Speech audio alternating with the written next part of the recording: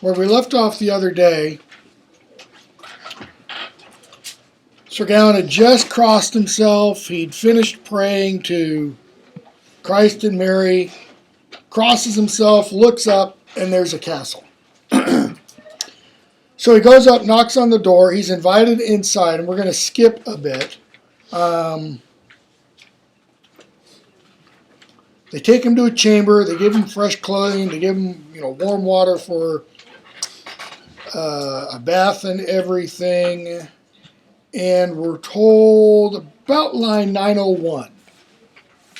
Then he was tactfully questioned and asked by discreet inquiry addressed to that prince, so that he must politely admit he belonged to the court which noble Arthur, that gracious man, rules alone, etc.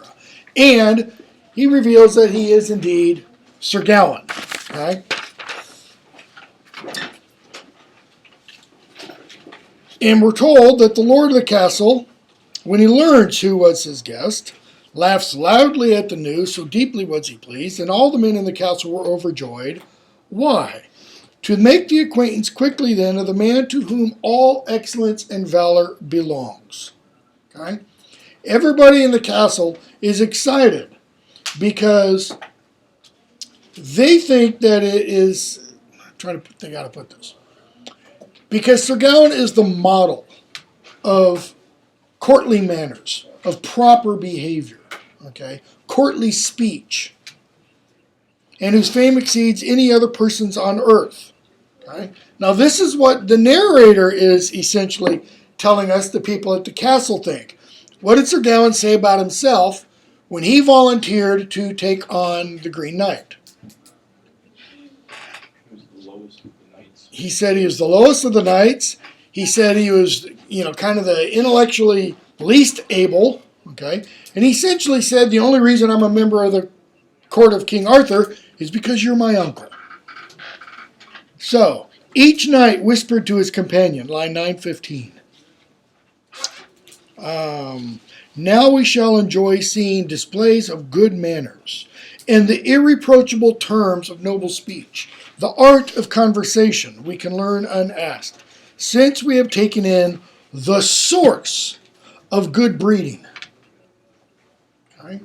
Meaning, Sir Gawain, is the epitome of good breeding. Are we talking eugenics here? Are we talking this idea of, Mendelian, genetics? No. What does he mean by good breeding?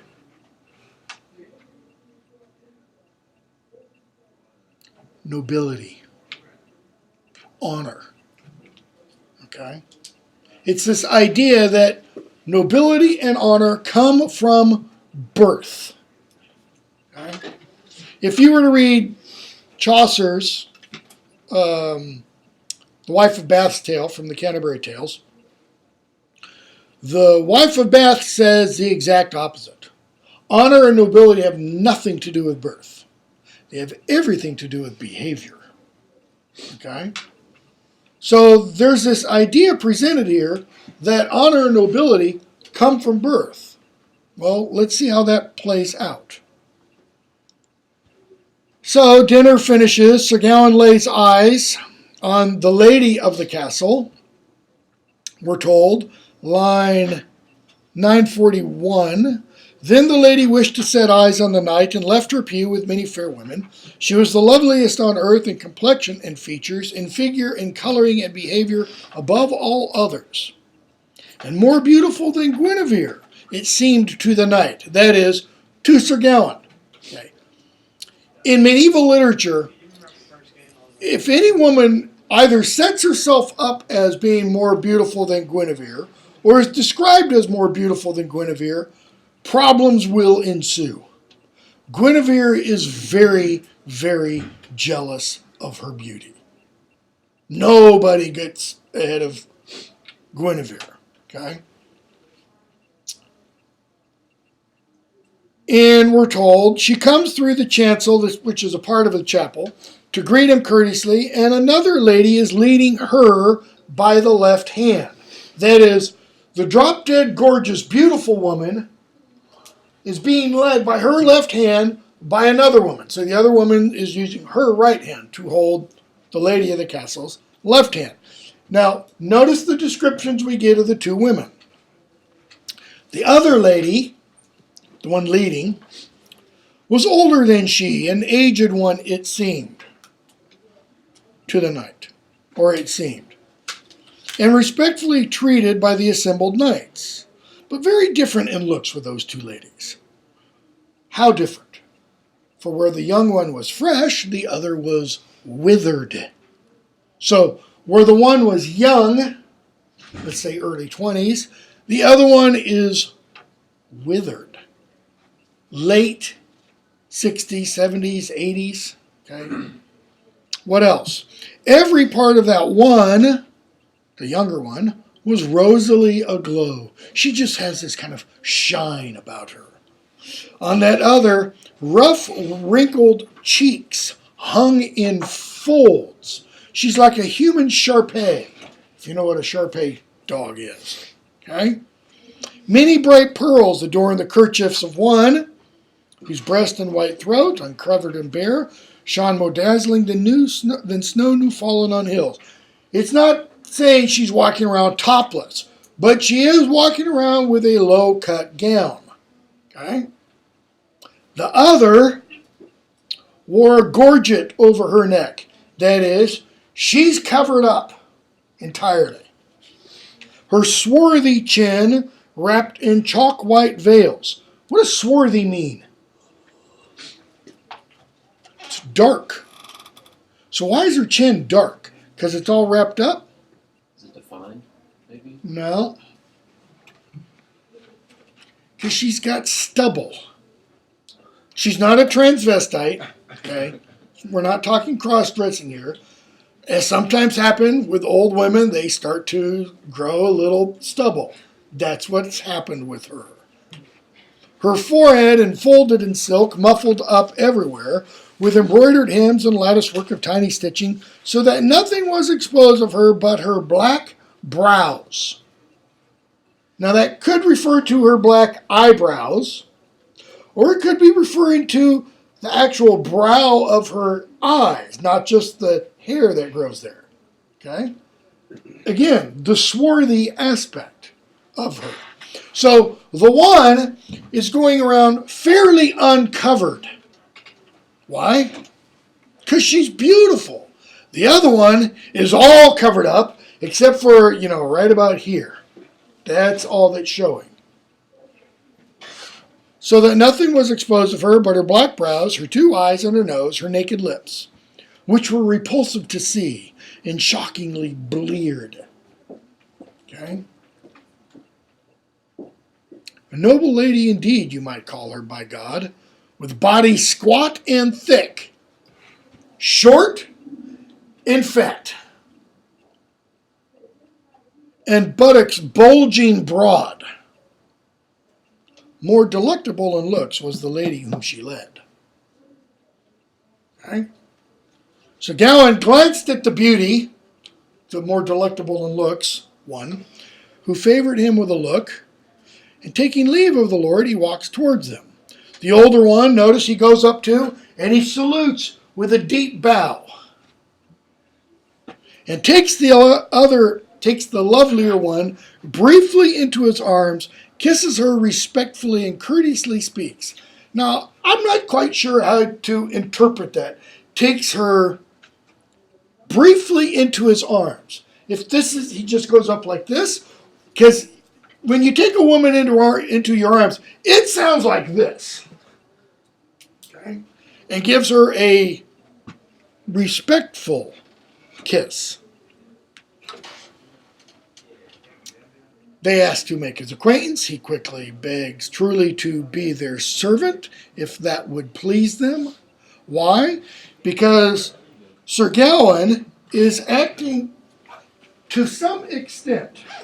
He's not doing this entirely, but he's acting to some extent as what's called a courtly lover. This is part of what's called the Corlee Tradition. Okay? but he's also acting according to kind of the rules of chivalry. So let me talk about these three different terms a little bit. The Corlee Tradition. This was a tradition that began probably in about the mid to late 12th century, which essentially said true love can only occur between, how do I put this? Let me put it this way. True love cannot occur in a married couple. A man and a woman marry for really only a couple of reasons. One, to continue the race, to have children. Okay. Two, to have children in order to better their lives. Okay. For example, if you're a king and queen, you have a child. Why? To pass on the kingdom to, etc. Okay. But courtly love exists between, usually in the courtly tradition, a single man and a married woman. Okay? The single man is a knight. The married woman is his lord's wife.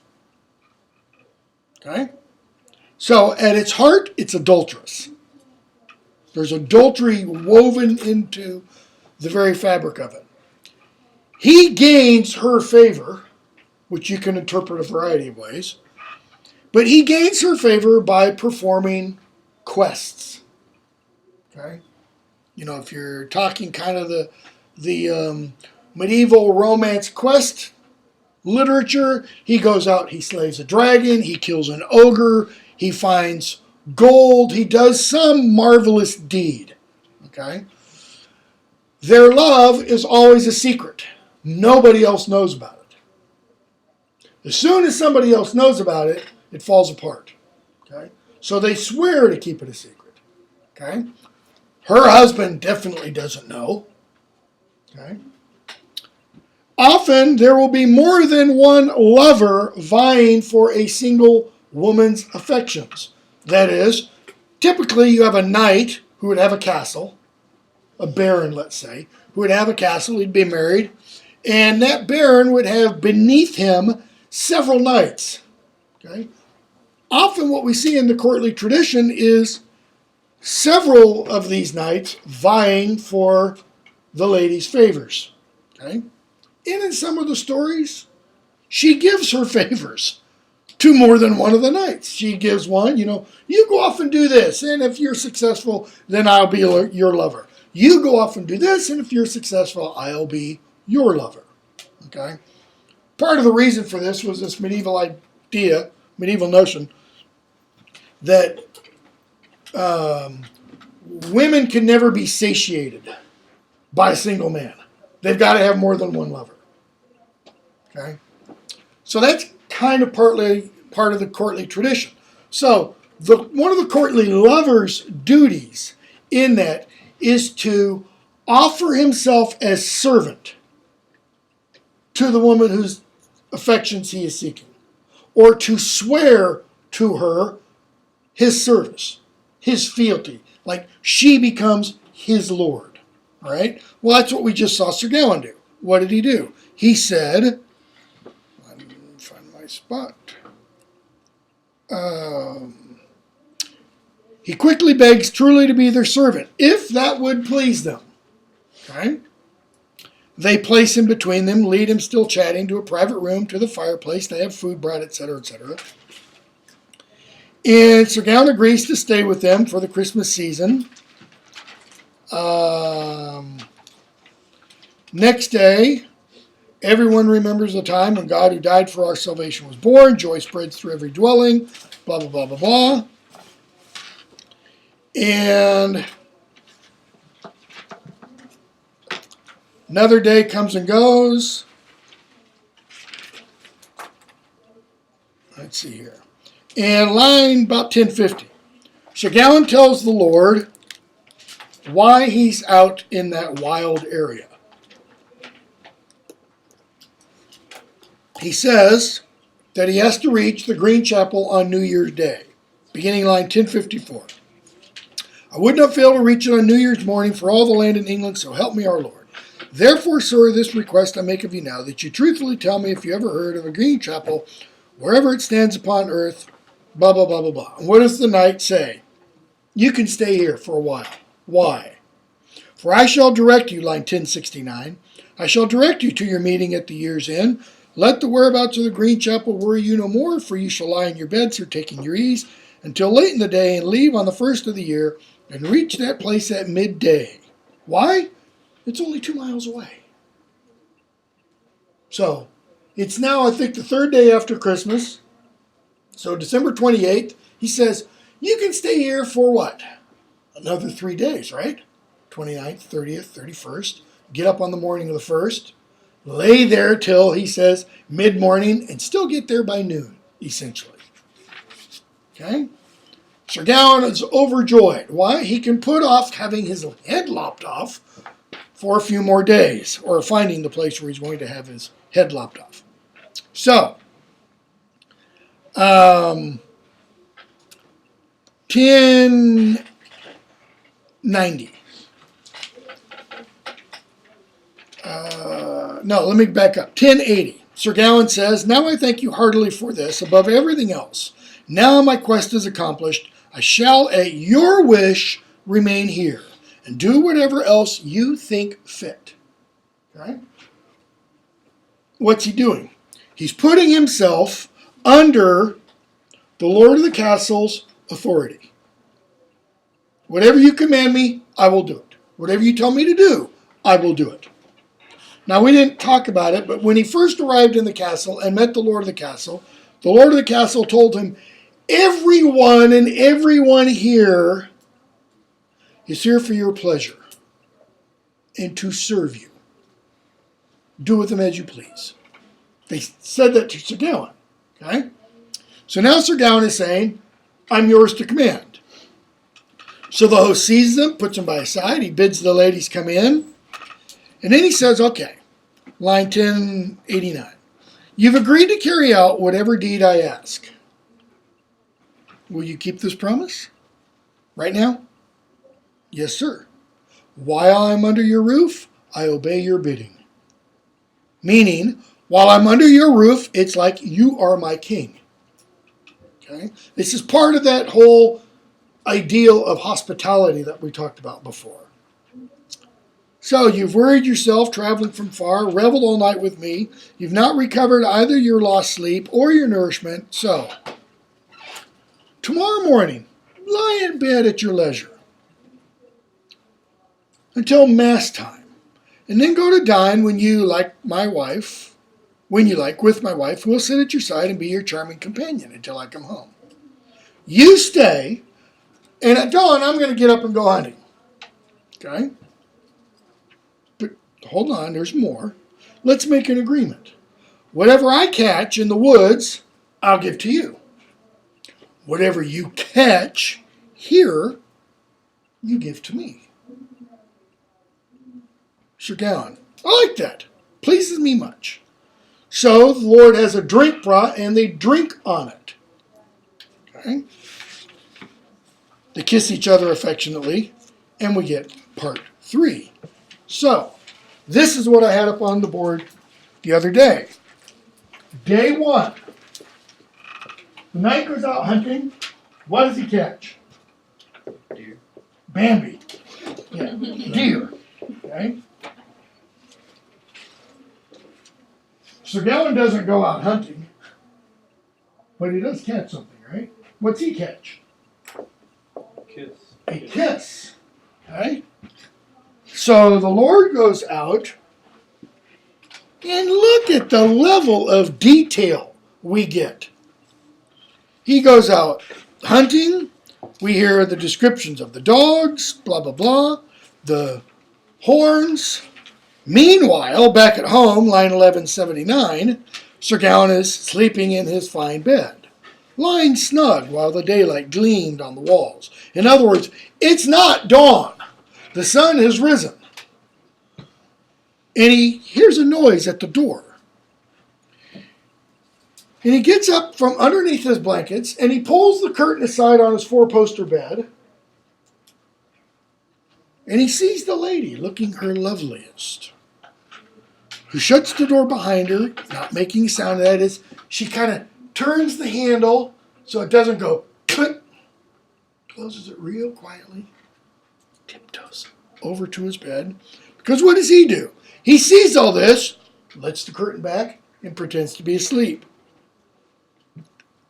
She pulls the curtain up, comes in, seats herself softly on the bedside. So Sir Gawain is sleeping here. She sits down beside him. And he pretends to be asleep. Because he's thinking, what in the world is going on? But then he tells himself, well, I should probably see what it is she wants. Okay? So he wakes, stretches, turns towards her, pretends surprise, and does what? Line 1202. He crosses himself as if protecting himself by prayer and this sign.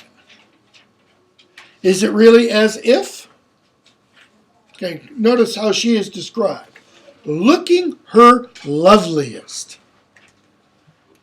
And she comes in and, good morning, Sir Gawain, she says. And she says, and now you are caught in a moment. And I think when she says that, what she means is she puts her left hand on the far side of him and her right hand on this side of him, so she's kind of got him pinned. Whether she's holding his blankets and pinning him down or holding his shoulders down. And she says, now you are caught in a moment. Unless we agree on a truce, I shall imprison you in your bed. Which Freud would just go utterly bananas with. Okay? There's a lot of innuendo, in other words, going on in these 3 interview scenes between the lady and Sir Gawain. Look at his reply. You shall do with me as you wish, and that pleases me much, for I surrender at once. Well, why does he say this? She has him pinned to the bed. A lot of sexual stuff going on there. And he says, do with me as you wish. Why? That's the language of a courtly lover. It's also the language of chivalry, where a knight, okay, speaks honorably, always, to a woman. Always. Okay?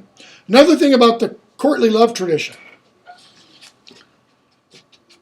Let's say you're a knight, you're already in love with somebody. And another lady of high rank kind of lets it be known that she desires your affections. Or to put it crudely, she wants to sleep with you. What do? Okay?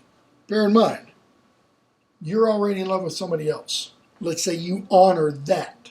So you don't want to sleep with anybody else. You can't just say, go away from me, you whore.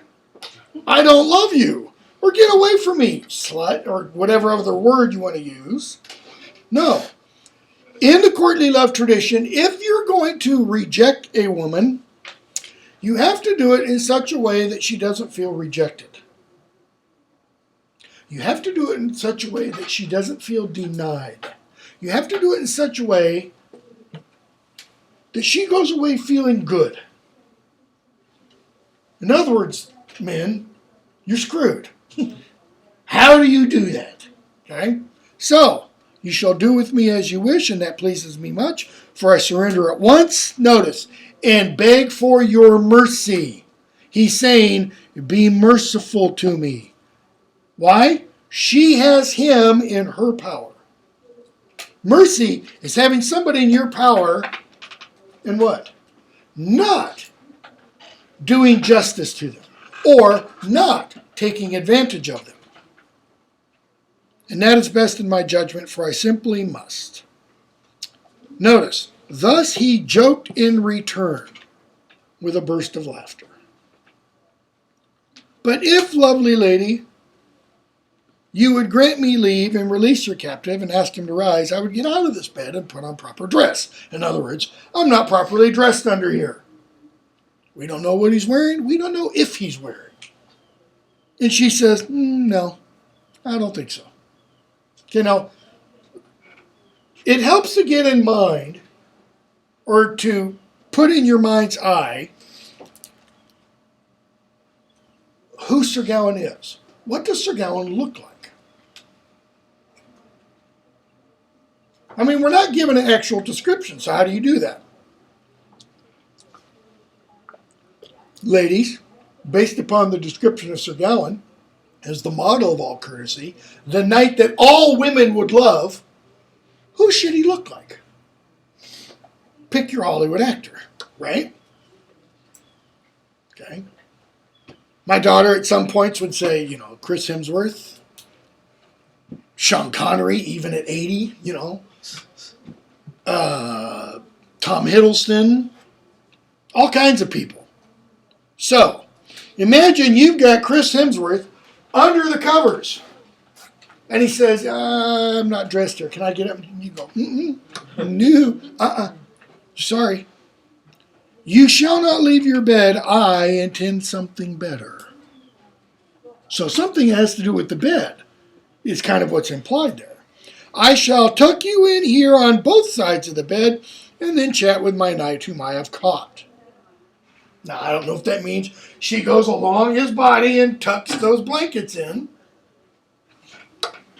For I know well in truth that you are Sir Gawain, whom everyone reveres wherever you go. Your good name and courtesy are honorably praised by lords and by ladies and all folk alive. And now, what? We're alone. My husband and his men, they're a long ways away. Other servants are in bed. My women too. The door is shut and locked.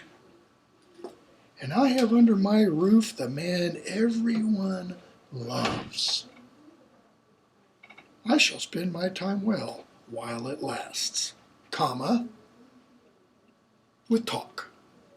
You expect her to go, get ready, with talk, okay? But then she says, you are welcome to me. That kind of means, take me. Take whatever you want. Circumstances force me to be your true servant. Well, what circumstances? Is this pure blind chance that threw them together? No, these are the circumstances she created by walking up the stairs to the tower that he's in. Because we're going to find out later, they're in the highest tower in the castle, farthest away from everybody else. I'm greatly honored, he says, though I am not, in fact, such a man as you speak of. He's kind of saying here, oh, you think I'm that? No. I'm not that Sir Gawain. Yeah, I am Sir Gawain, but I'm Sir Gawain the idiot. I'm Sir Gawain the low. Okay? I am completely unworthy, I know very well. I should be happy indeed if you thought it proper that I might devote myself by words or by deed to giving you pleasure. Notice, by words or by deed to giving you pleasure. It would be a great joy. And she says, well, if the excellence and gallantry everyone admires were I to slight or disparage, that would hardly be courteous. That is, if I made light of your excellence and gallantry, that wouldn't be courteous. That wouldn't show proper manners or behavior. But a great many ladies would much rather now hold you, sir, in their power as I have you here, to spend time amusingly with your charming talk, delighting themselves and forgetting their cares, than much of the treasure or wealth they possess. A lot of women in the world would give up all their wealth and treasure if they could spend an hour with you like I am, she is saying. And we're told, radiant with loveliness, great favor she conferred. Now, I kind of read that as meaning she's pulling out the stops. She's pouring on the charm. The knight with virtuous speech answered her every word. You know what the word answer literally means? It's kind of like swore against. Okay? But what does it really refer to? It's like swordplay. She speaks, He raises his sword and does what? Blocks her. Okay? It's a defensive mechanism. He, with virtuous speech, what? Responds to, parries her every, as it were, thrust. And he says, may Mary repay you. Notice what he's just done. He's invoked Mary, the mother of Christ. May Mary repay you, for I have truly made proof of your great generosity, and many other folk win credit for their deeds. And he says, the honor you're giving to me, no, that honor is due to yourself. And then she's kind of like, I see you're Mary, and I raise you a Mary. Okay? By Mary, to me it seems, if you're going to invoke Mary, so will I. It seems to me very different. For if I were the worthiest of all women alive and held all the riches of the earth in my hand, could bargain and pick a lord for myself for the virtues I've seen in you, blah, blah, blah, blah, blah, no man on earth would be picked before you. Well, who does the no man on earth include? Her husband who's out there, killing Bambi. And he says, no, you've chosen much better. Okay? But, line 1279, I declare myself your knight, may Christ reward you. So they chit-chat all morning long. And we're told the knight reacted cautiously in the most courteous of ways, though she was the loveliest woman he could remember. What does that though mean? What is she attempting? Or is she tempting? He felt small interest in love. Why? Because he's thinking in 3 days he's going to get his head lopped off. So she bids him goodbye. And as she gets ready, she says, but I really don't think you are Sir Gawain. What do you mean by that? Why? Why? Fearing he had committed some breach of good manners. Like he'd violated the chivalric oath. Or he'd violated the terms of courtly love. What did I do? And she says, well, because if you really were Sir Gawain, in whom courtesy is so completely embodied. Remember the pentangle, the 5 fives? This guy's supposed to be perfect in everything. You could not easily have spent so much time with a lady without begging a kiss to comply with politeness. By some hint or suggestion. And he says, you want a kiss? Let it be as you wish. I will kiss at your bidding as befits a knight and do more rather than displease you. So urge it no further. You want a kiss? I'll give you a kiss. You want to go more than kissing? I'll do that too. Please don't go there. Okay, he says. So she approaches him, takes him in her arms, stoops graciously over him, kisses him. They commit each other to Christ's keeping. She goes out, he gets up. Okay. Meanwhile, down in the forest, we get the rest of the hunt. We see the deer killed. We see the deer gutted. Okay. Why? Why this level of detail? It's telling us something about the audience of the poem. Okay. This and the level of attention to detail of the dress and clothing that people wear. The Green Knight's accoutrements and horse trappings, for example. It's telling us this is a courtly audience. This is an audience of noble men who understand hunting deer and noble women who take great pride and care in how they look. Okay? So, the Lord comes back to the hall that afternoon. And he says, here's what you won. Gives him the deer. He says, what do you think? Have I done well? Sir Gawain says, you've done very well. Okay? In line 1390, he says, here, take my winnings. Plants a kiss on him. I obtain nothing else. And the Lord's like, that's good winnings. If you could inform me where you won this same prize. And Sir Gawain's like, that wasn't part of the agreement. Okay. So the Lord says, let's do it again. Tomorrow morning, I'll go hunting. You lie in bed. So he goes off and goes hunting. This time, what does he kill? A boar. And Sir Gawain gets a kiss. What's the difference between hunting boar and hunting Bambi? More fierce. It's more fierce. It's a lot harder. Is Bambi going to kill you? Is a boar? It could. Easily. You know, there have been instances of wild boar found in Georgia and Alabama, and we know this was the case in medieval England, standing 6 feet tall at the shoulder. Okay? So the boar, if it's standing 6 feet tall at the shoulder, is probably about the length of these tables put together.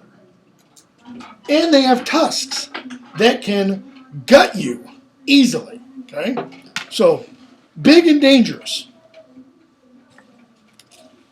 Nor did the lady fail, line 1470 something, to wish her guest a good day. She comes to the curtain, she peeps in.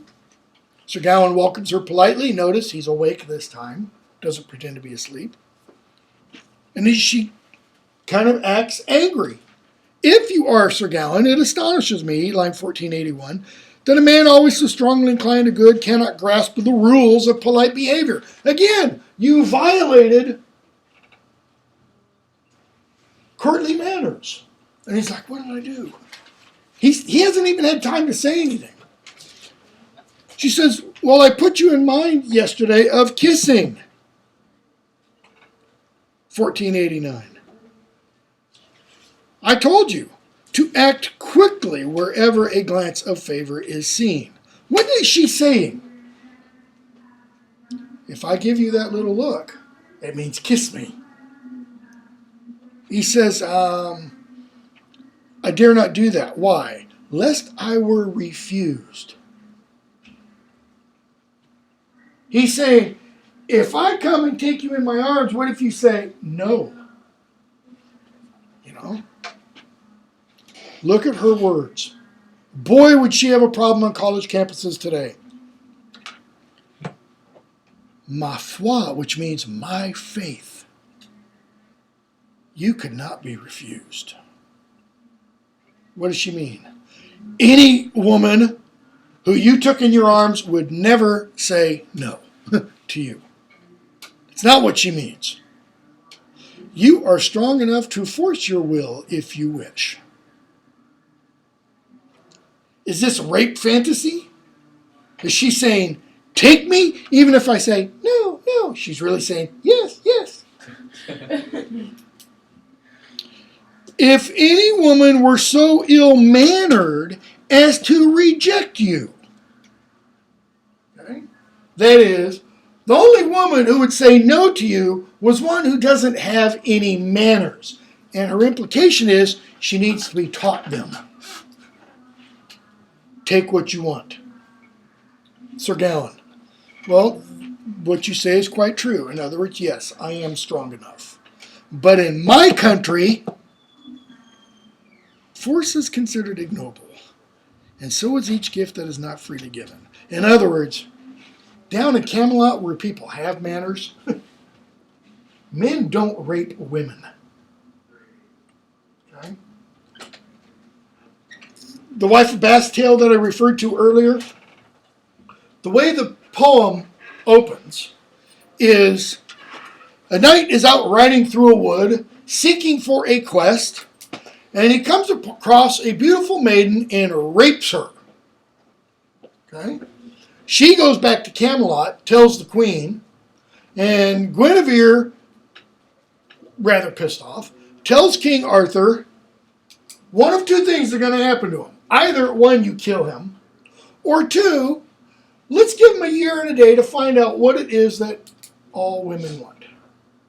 What is it that women want most? Which Mel Gibson and Helen Hunt turned into a movie. Okay? In the poem, in Chaucer's portrayal, what women want most is mastery over men. They want superiority. Okay? I won't go into the rest of the thing. So, I am at your disposal to kiss when it pleases you. What does he mean? You've got to make the move. You may take one when you like and stop as seems good in a while. So let's start. If you want to kiss, we can start. She bends down over him, gives the knight a kiss. For long they then discuss love's misery and bliss. Well, what does he mean, love's misery? I thought love was supposed to be all bliss, all joy, all passion. Well, look at some of the great love stories of the world. You probably had to read one in high school English. Romeo and Juliet. Lancelot and Guinevere. Not Arthur and Guinevere. Lancelot and Guinevere. Notice, it's adultery. Tristan and Isolde. Even though in many versions of the story of Tristan and Isolde, they fall in love before she marries King Mark. Okay.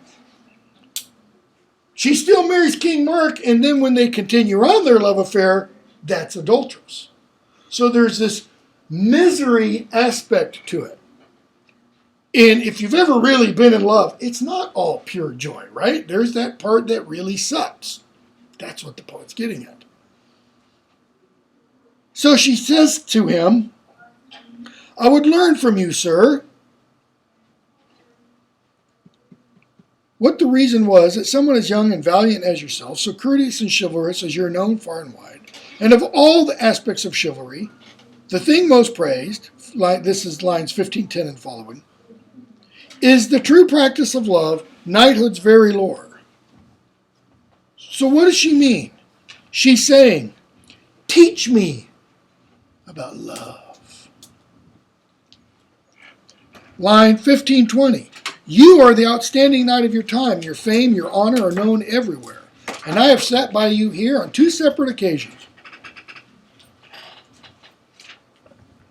Yet I've never heard from your mouth a solitary word referring to love of any kind at all. You're supposed to be the model. You haven't said diddly squat to me about love. Are you ignorant who enjoy such great fame, or do you think me too silly, too foolish to take in courtly chat? I mean, look at me. I come here all alone. I sit to learn your special play. Show me your expertise while my husband is away. Teach me about love. And Sir Gawain kind of, may God reward you. Mary's a little too low. Now he's pulling out the big guns. Gives me great gladness, pleases me hugely that one as noble as yourself should make your way here, trouble yourself with little old me, with a nobody, he says. But he says, to treat with you, to talk with you about the matter of romance and chivalric tales, to you, who I know well, have more experience in that subject by half than 100 such men as myself ever can. What does he mean? That she has more experience in love and romance than 100 more men like himself. He's saying, lady,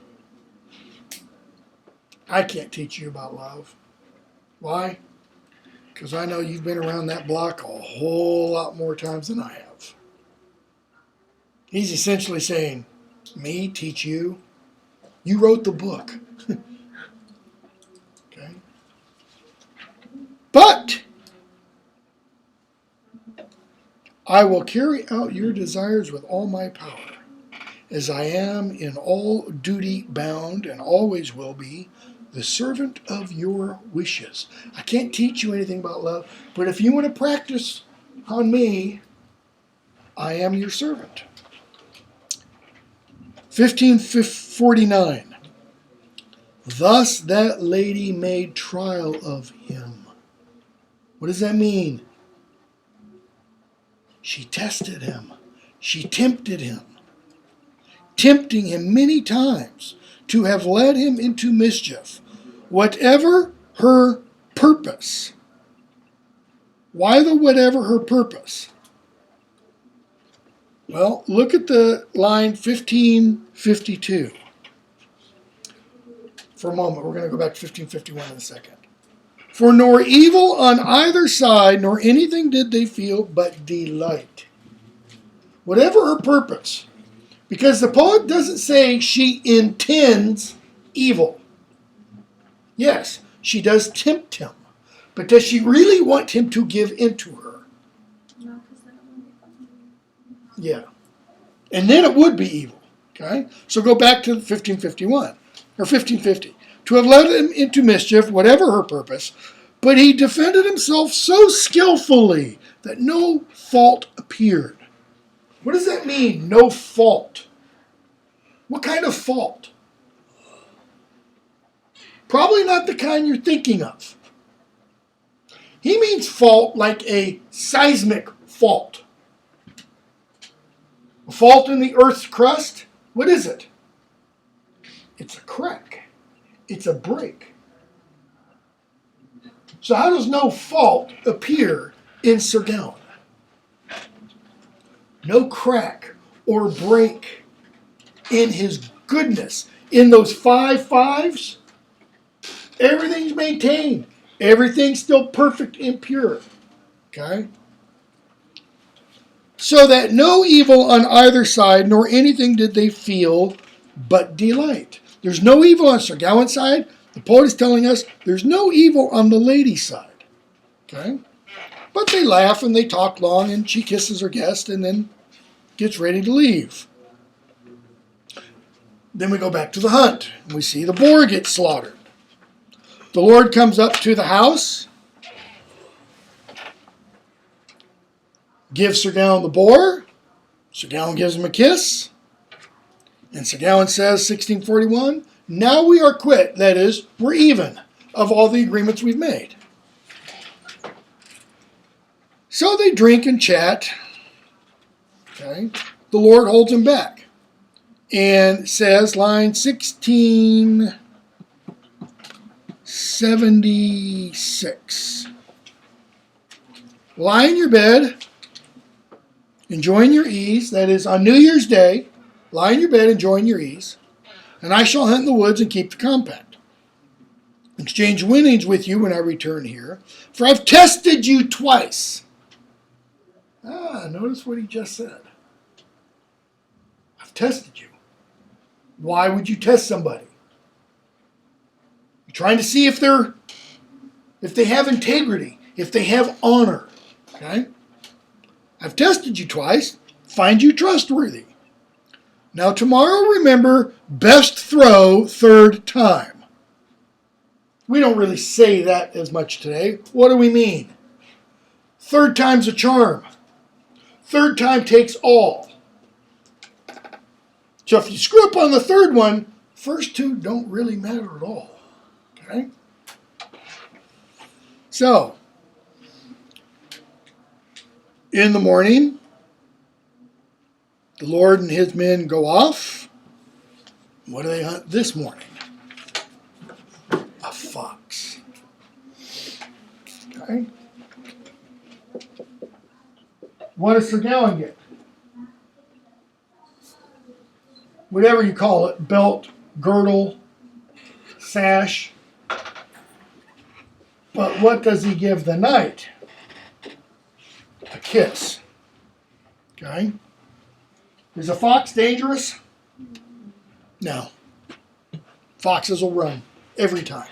Okay? So,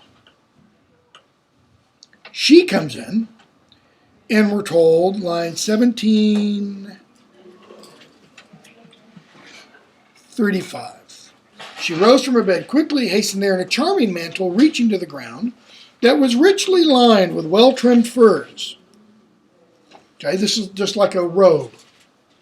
No modest coif on her head, but skillfully cut gems arranged about her hair fret in clusters of 20.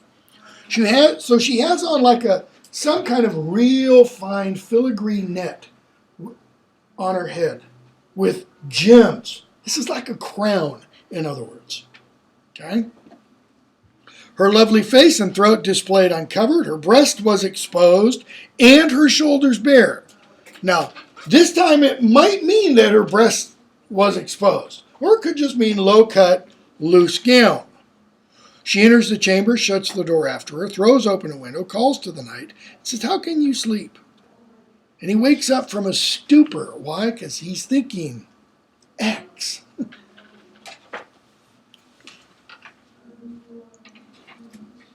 But when he hears her speak, he recovers his wits. She approaches him, laughs sweetly, bends over his handsome face, and daintily kissed him. Now, this is just because I'm a dirty old man, but I think when she comes up to him and leans over him and kisses him, she's showing him the goods. Okay? Seeing her so radiant and attractively dressed, every part of her so perfect and in color so fine, hot, passionate feeling welled up in his heart. And I imagine other parts of his body as well. Smiling gently and courteously, they made playful speech. Notice, all that passes between them is happiness, joy, and delight. Nothing bad with those. They speak gracious words, and pleasure reached its height. Great peril threatened. Should Mary not mind her knight? Notice there, great peril if Mary doesn't remember Sir Gawain, not if Sir Gawain doesn't remember Mary. Because I think at this point, Sir Gawain's not thinking of Mary. He's thinking of whoever she is. Okay? Why? For that noble lady so constantly pressed, pushed him so close to the verge, to the edge, where he's almost ready to accept that temptation, that either he must take her love there and then, or churlishly reject it. Churlishly. That means to offend her. Okay? Because only a churl, lowest member of society, would reject her. He felt concern for good manners, lest he behaved like a boor, and still more, lest he shame himself by an act of sin. So, he's thinking, I can't violate good manners. I can't sin. How do I, navigate between these two?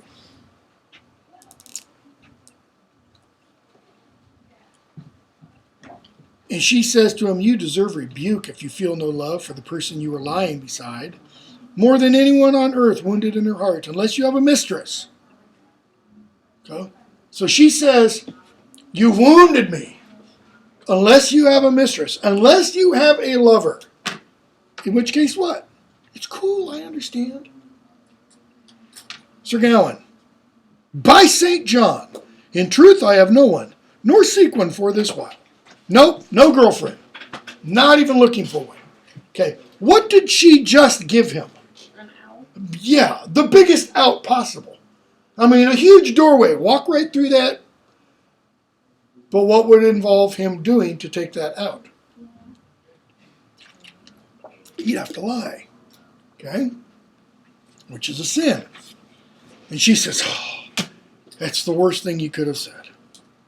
But that's okay. Kiss me now lovingly, and I'll hasten from here. What? Spend my life grieving as a woman deeply in love. So she gets up and goes away. She said, but at least, what? Give me something to remember you by. Anything.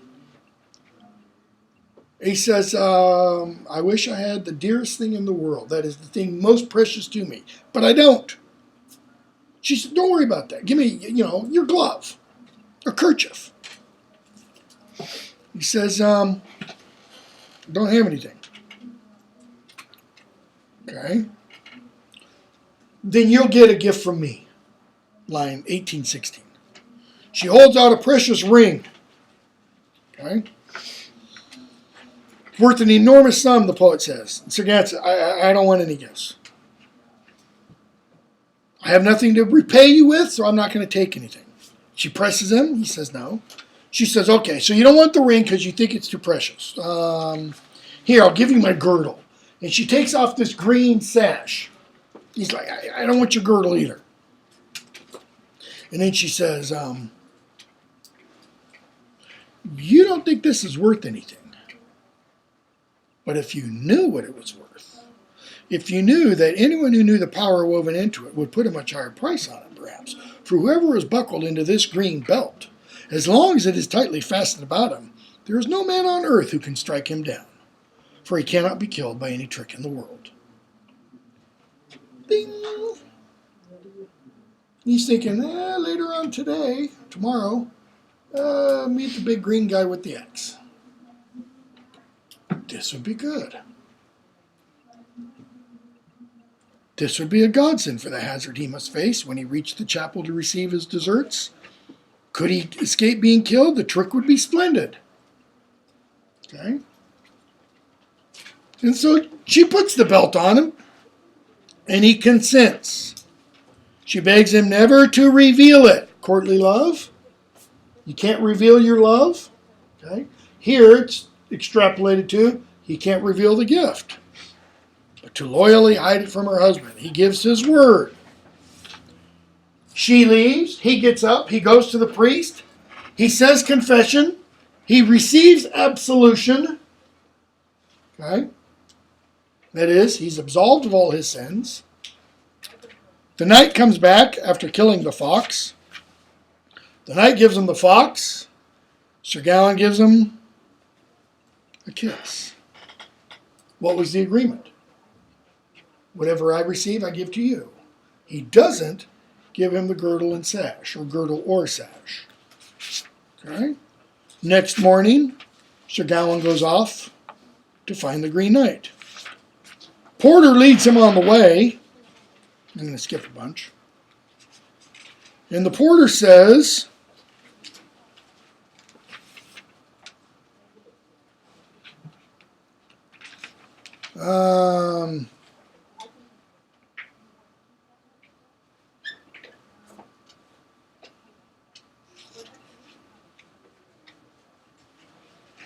beginning around line 2090 and following, he says, I can show you the way, but I can also show you a way away from here, and you can just say that you met him. I won't tell anybody. And Sir Gawain says that he can't do that. Sir Gawain says, line 2125, many thanks. Good luck to you, man, who wishes my good, and that you would loyally keep my secret, I truly believe. But however closely you kept it, if I avoided this place, took to my heels in fright, in the way you propose, I should be a cowardly knight and could not be excused. If I didn't meet up with the Green Knight, I would be a coward. Is there a problem with that statement? But I will go to the chapel, whatever may chance, discuss with that man whatever matter I please, whether good or ill. Okay? He goes, all right, have fun storming the castle. So, Sir Gawain goes off, and he meets the Green Knight. He yells out at the top of his voice because he goes to this big mound. And he hears, he can't see anything, but he hears this whoosh, whoosh, whoosh, and it's the sound of an axe being sharpened. And he cries out, who is master of this place? Line 2212 or so. And he hears, wait. And he hears the sound of the blade being sharpened. And then out comes the knight, dressed all in green. And notice how the knight speaks to Sir Gawain. Is he angry? No, he's jovial. He's happy. Okay? This is like which we'll read in a few weeks in the Christmas Carol. This is like the Ghost of Christmas Present. Okay? Ghost of Christmas Present? Yeah. So he says, line 2239, Gawain, may God protect you. Notice Sir Gawain thinks when he arrives, this is a hellish place. This is an ungodly place. And yet the Green Knight says, may God protect you. You are indeed welcome to my place. Okay? So he says, all right, let's get ready. Take your helmet off. You ready? He bends his neck, shows the flesh. The man dressed in green gets ready, raises his terrible axe, starts to bring it down, and what does Sir Gawain do? He flinches. You do this, and what happens? There's no neck left to hit. You got to have those shoulders down, okay? So he stops the swing. You're not Sir Gawain, like 2270. Who his repute is so good, who ne'er quailed from an army, come on, I didn't flinch. Sir Gawain, hurry up, man, by your faith, come to the point. Deal out my fate to me, do it out of hand, for I shall let you strike a blow. So he bends over again, and the knight swings and misses, just making sure you weren't going to flinch again. Okay? 2 swings. Third time. He takes his stance to strike, 2305. Remember how we saw Sir Gawain plant that left foot? He's going to swing with all his might. Puckering his mouth and brow. No wonder if Gawain feels no hope of rescue now. He swings it, brings it down straight. He hurt him no more than to slash the back of his neck, laying open the skin. Now, that makes it sound like he, gets a big old cut. It's not. It's a nick. Okay? But it's a nick enough that, blood spurts. And what happens? Sir Gawain leaps with both feet more than a spear's length. The spear is going to be about 7-8 feet long. So he does what used to be called a standing broad jump. 7 feet away. And what does he do? Whips out his own sword. And the knight just stands there leaning on his axe, laughing at Sir Gawain. Brave sir, don't act so wrathfully in this place, line 2338. No one has discourteously mistreated you here. Notice, no one has acted discourteously to you or acted contrary to the covenant sworn at the king's court. He's talking about Camelot. I free you from the rest of all other obligations. All what other obligations? Because Sir Gawain's clueless at this point. Had I been more dexterous, I could have dealt you a more spiteful blow. First, I've threatened you playfully with a pretense. Doing so rightfully because of the agreement we made on the first night. Sir Gawain's, what? What first night? When you faithfully and truly kept your pledged word, gave me all your winnings, as an honest man should. The other feint I gave you for the next day, when you kissed my lovely wife, and gave me those kisses. Incomprehension is starting to dawn on Sir Gawain's face. For both occasions, I aimed at you 2 mere mock blows. True man must pay back truly. But you failed me the 3rd time. And that's why you got the blow.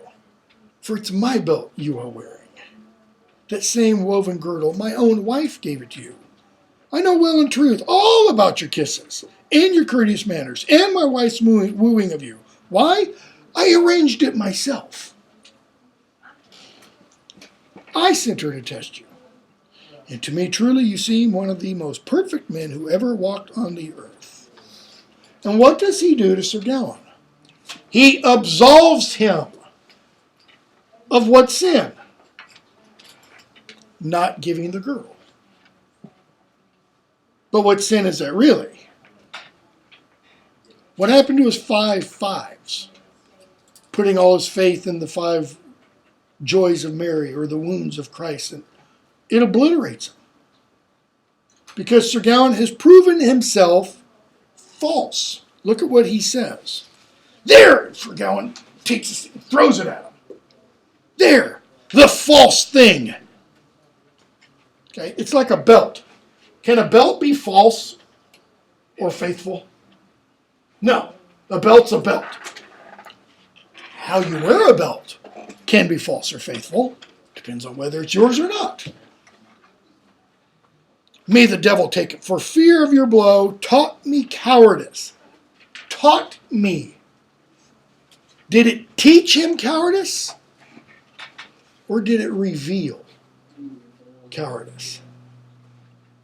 To give way to covetousness. To be false to my nature. What is he saying his nature is? All that is good and positive. Yeah. He's saying his nature is pure and sinless. In other words, Sir Gawain, like Donald Trump, has been reading his press and believing it. Okay? When he hears other people say, oh man, you're perfect. You're the model of all virtue. He believes it. Okay? Which, within Christian tradition, is definitely not true. Okay? Now I am false and unworthy, and have always dreaded treachery and deceit. Now, he says, my good name is marred. The problem was his good name was false before. It was built upon a lie. So look at what the Green Knight says. The wrong you did me, I consider wiped out, line 2390.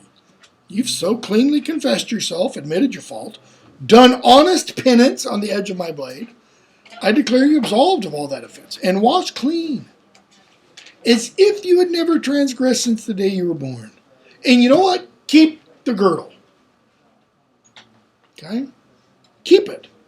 Wear it as a remembrance of this meeting in the world where you mingle with princes of rank. What does he mean by that? As you mingle with the high and mighty, let the green girdle or sash do what? Remind you. Of? What does Donald Trump lack? I'll put it this way. That Ben Carson has in spades.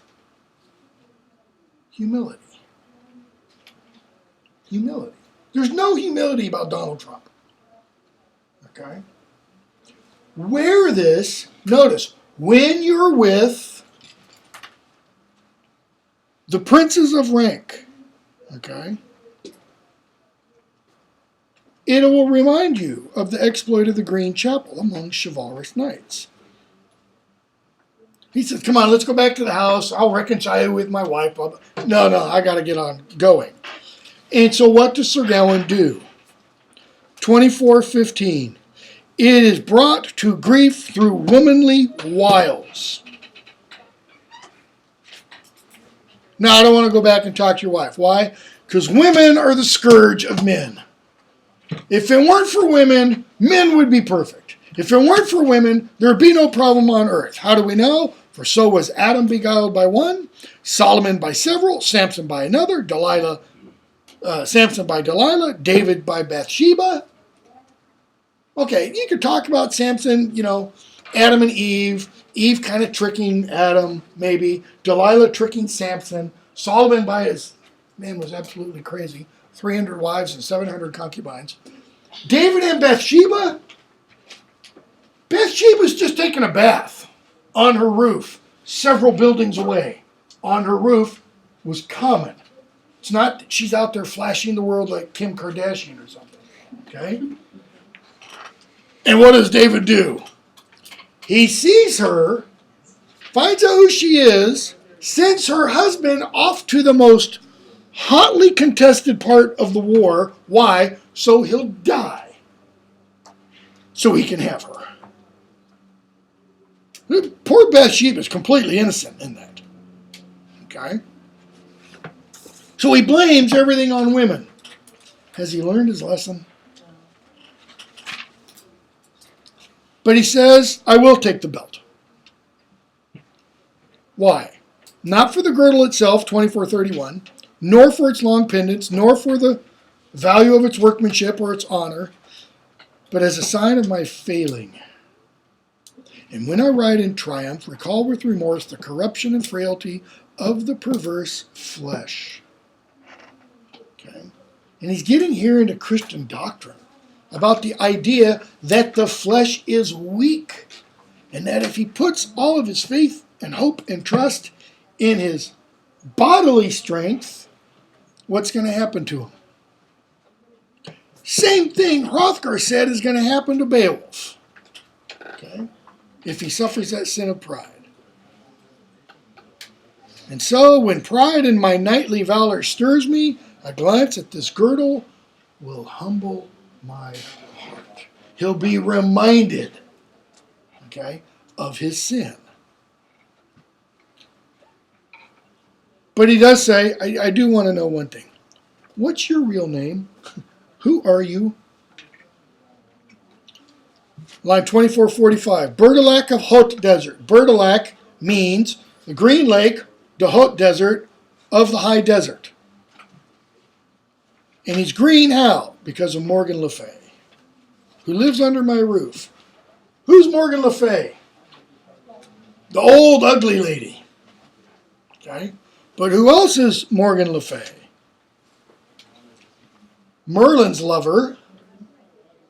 And what else is she? She's your aunt, he says. She sent me into shape to the round table. Why? What was her ultimate goal? What did she want to have happen? To have terrified Guinevere and caused her to die. Line 2460. Okay?